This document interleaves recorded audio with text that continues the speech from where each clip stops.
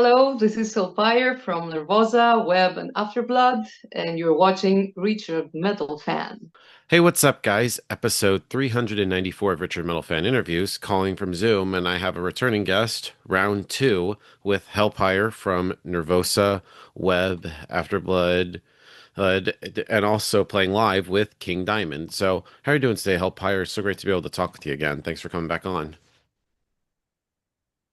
Thank you for having me again. Yeah, anytime, anytime. So I know last time we spoke, you didn't even have this yet, but I found it was actually I found this out recently at the end of 2024. You did kind of this little kind of solo low stuff in 24. You did the had a little album called Dark Code, which of course named after one of your first bands. So what inspired to have sort of kind of like the solo kind of album? Well, actually, these are songs that I have written like way back, like 10, 12 years ago, and I've never released them, and I just thought it would be nice to have them out there, you know? But it's Yeah. not something recent. It was from the time where I was beginning to write things. Yeah. Yeah, and so what kind of like inspired to like be like now is the time to like put it out there for people to listen to? It's just spur of the moment. Just wanted to have it online, because I want to start releasing more stuff. And I thought I start from the beginning and then continue with later work and keeping, updating it with more stuff. Yeah, definitely. And I was like listening to it. It's really good. It's just really dark kind of sounding and definitely also very chill at the same time. It's totally different from what I would expect for some of your other bands. Yes, it's different. It's more like, yes, atmospheric, more dark, gothic, whatever, but it was the time, the vibe back then. And now the more recent stuff I'm gonna release are way more extreme. Right. And one thing I noticed with the album, and I also had the EP D Descent. You also played guitar too. I always thought you always played bass. So what is that like? Also playing guitar as well as playing bass and handling all the vocals. Do you find like you're able to like express like different sides of you creatively and musically? Yes, guitar, bass, vocals, recently keyboards. Wow. Uh, I think the only thing left is drums. So yeah, it's nice to be able to record and be able to write things. It's different from playing live, but to be able to write what you have in mind, it's very helpful. Yeah, yeah, and of course with the solo album and stuff, I think you might mention that you think you already touched upon it, like releasing some more stuff, or is there any chance maybe you'll play some like solo gigs? Uh, I'm preparing a solo album, and I want to focus a lot on vocals and singing because that's how I started with the music. And yeah, I mean, I have so many things I wanna focus on, but I don't know where to start. But the solo songs are something I'm preparing for like 3 years now, and I think it's time to for them to be released. Yeah, yeah, definitely. I'm really looking forward to that because with that album is great. I'm just curious to see what else you got cooking. Yeah, thanks. Yeah, anytime. And then I know also, so you've also are playing live with the King Diamond. So how's that like? Because I know you're going to be going on tour with him soon. So how excited are you for the tour? I mean, the tour was like a dream coming true. I mean, it was amazing. We toured all over Europe. We did some major festivals. Uh, I mean, I'm a huge fan of King Diamond, and I've been like Yeah, crazy with King Diamond and Merciful Fate since I was 14 years old. yeah. Same. And He's the fucking legend. yes, he is amazing. And we had like a first collaboration in 2017 where I did vocals for a couple of festivals in South America, and then we played in Las Vegas. But to be Yeah, part of a whole tour was like wow. And yeah, yeah. I mean, it went so amazingly. Um, we did have a little bit of a hiccup where he got the strep throat, but he recovered, and he recovered just in time for us to play in Greece. And that was like the best show of the tour for me. So yeah, it was Yeah. really nice. Hell yeah. Hell yeah. Because I think I mentioned, I think I saw one of the Merciful Fate tours or tours. I think it was that Vegas show, and I think it was 22 too, and that was great. Yeah. Merciful Fate too. Yeah, absolutely. Hell yeah. Yeah, I Shout think out I'm to Becky Goldwyn. hell yeah. Yeah, I'm try to get her on eventually. Yeah, she should. She's amazing. Yeah, definitely. But I think I've also might have asked this the last time we spoke, but do you remember like the first time you've heard of Merciful Fate? Because you mentioned like you were listening to them since you were a teen and stuff. The first time, I think I started with the Melissa album, and I was already hooked. Like, wow! And this album, I still like listen to it. That it cheers me up. You know, it's one of the albums that make me feel happy inside. And I'm just like, Melissa and Don't Break the Oath. Like, Yeah, those are like the well, best Merciful Fate albums. Like everybody always seems to go with the first two. yeah, Yeah, but same. And then of course, like with solo stuff, I pretty much love Abigail. That's the album that got me into King Diamond. And the first time I saw him play live, they played the whole album in full, and that was pretty much one of the best King Diamond shows I've seen. for the solo albums, like King Diamond albums, for me, Abigail, of course, for sure, them and Conspiracy, like top. But I started and I really got hooked with an album that it's not so people don't really prefer it, but I absolutely love it, and it's The Graveyard. So, but I'm a huge fan. I like everything. Me too. Everything sounds great to me. Yeah, me too. I everything because I feel like he's one of the few artists that doesn't have a bad song or a bad album in the whole discography at all.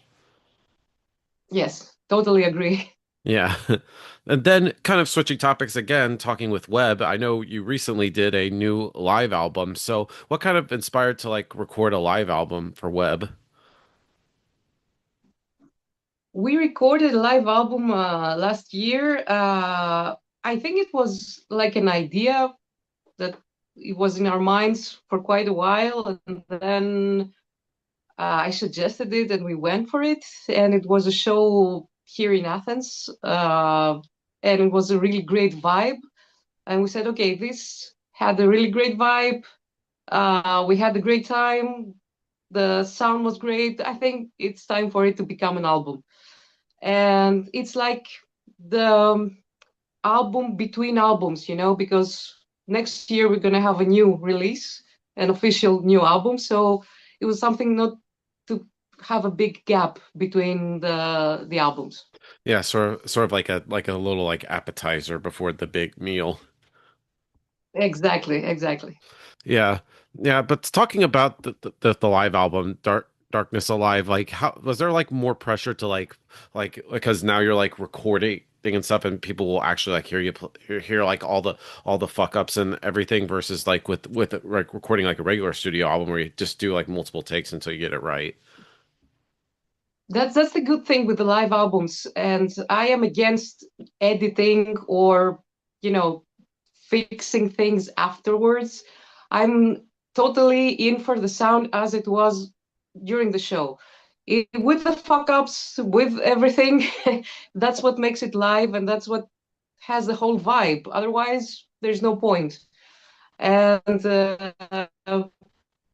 I think that's what there's absolutely no live show without any mistakes or something that's gonna go wrong. So it's good to hear and see everything that's happening.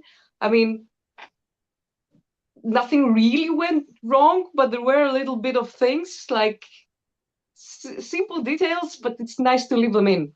Just this is the live feeling. Yeah. Yeah. And of course you mentioned you're slowly working on the next web album. Like what's like the status with that? Like how far along is the album? Right now it's being mixed mastered, like it's done basically. So we are preparing, the artworks, video clips, stuff like that, so we can launch everything at the same time. Yeah. And musically we continue in the same vein as Coliseum, or with this new web album you're gonna try something new or different that Web hasn't done before. I think it's gonna be different. I think it's even, how can I say, even more grand, like the from the previous one. The sound is more aggressive.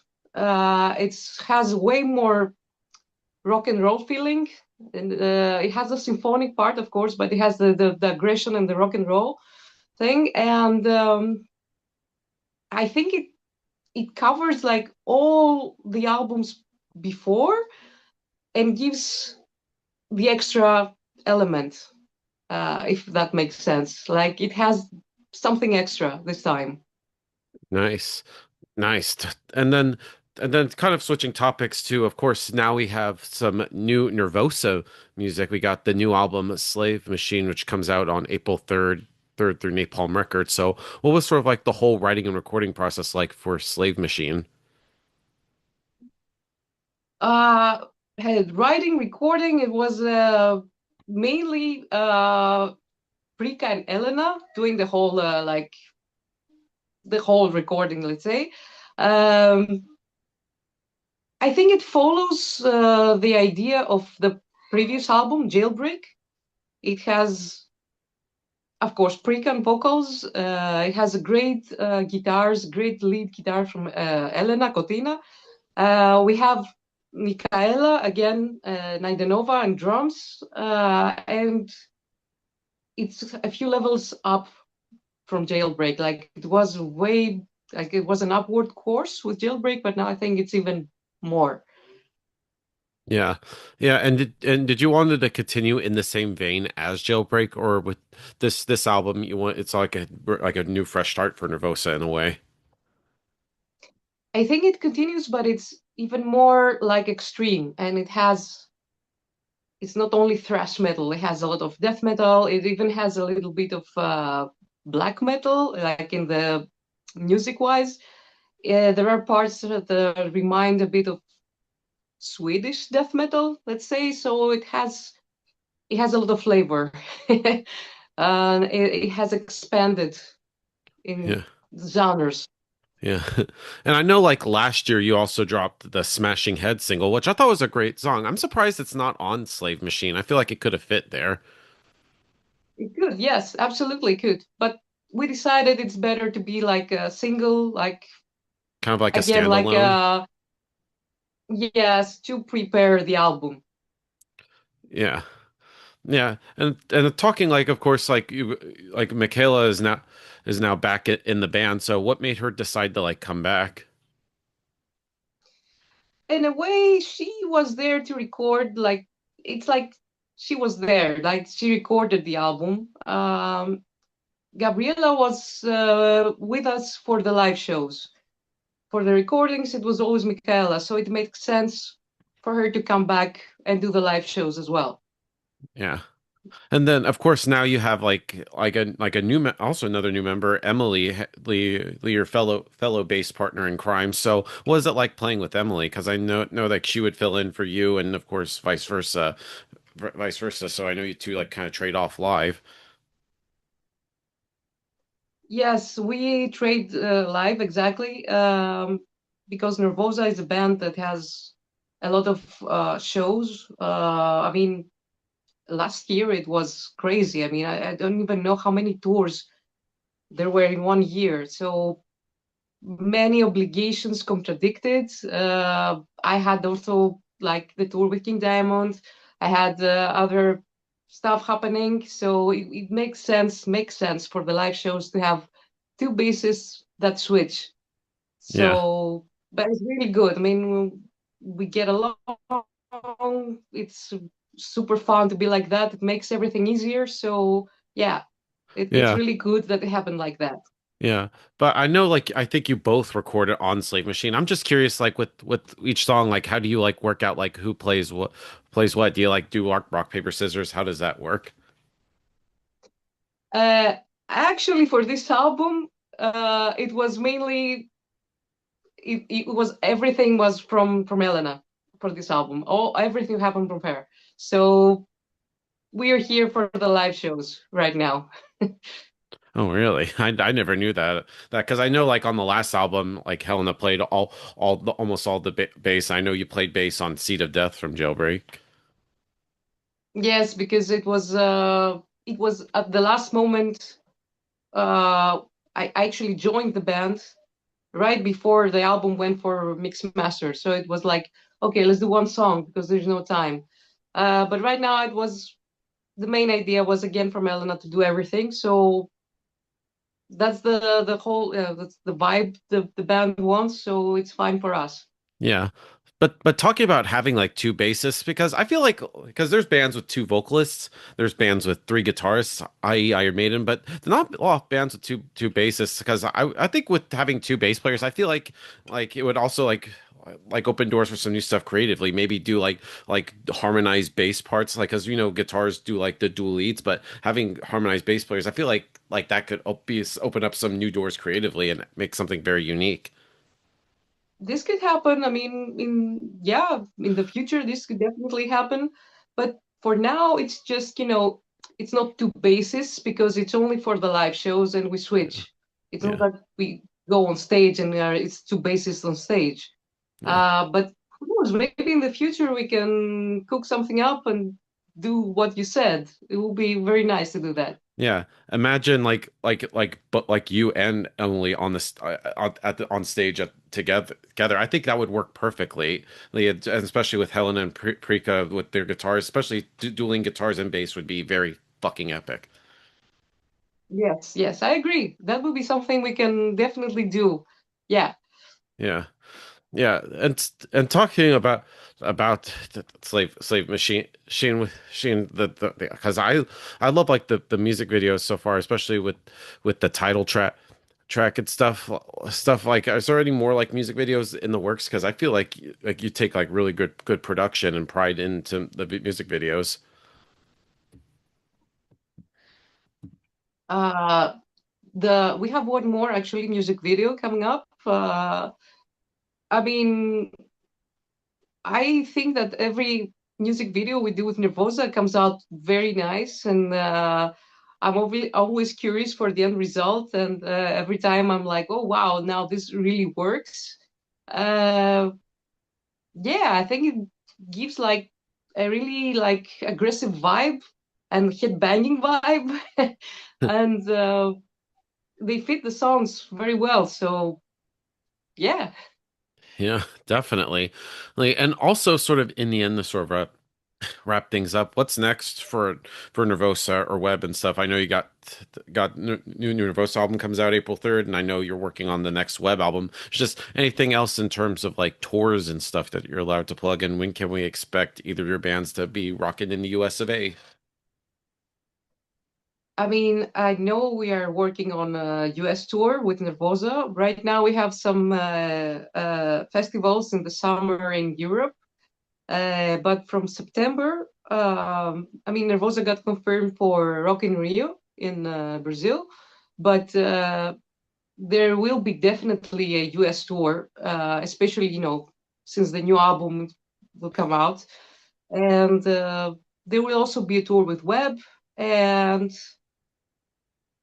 I I hope that soon there will be a new tour with King Diamond, but let's see. But for now, festivals in the summer and working for a very heavy touring, uh, like after the summer, like from September and 2027 is going to be heavily toured. Oh yeah, yeah. I'm looking forward to that. Was looking forward to the rest of the new Nervosa album. I pre-ordered the CD, vinyl, and cassette. It's gonna be. And I'm really looking forward to what the rest of the album heard. I've heard the singles on Spotify and stuff. Nice, nice. Nice. So, thank you, Hellpire, for coming back on again. It's great to be able to chat with you again. It's just any final words you want to say to the viewers that are watching this to close this out? Well, thank you for having me again, and I always thank you, people, and everyone that's supporting us. Without you, there's nothing. And I can't wait for you to listen to the new Nervosa album and also the new W.E.B album when it comes out. And yes, looking forward for the feedback. Hell yeah. So everybody, Hellpire, we'll see you next time.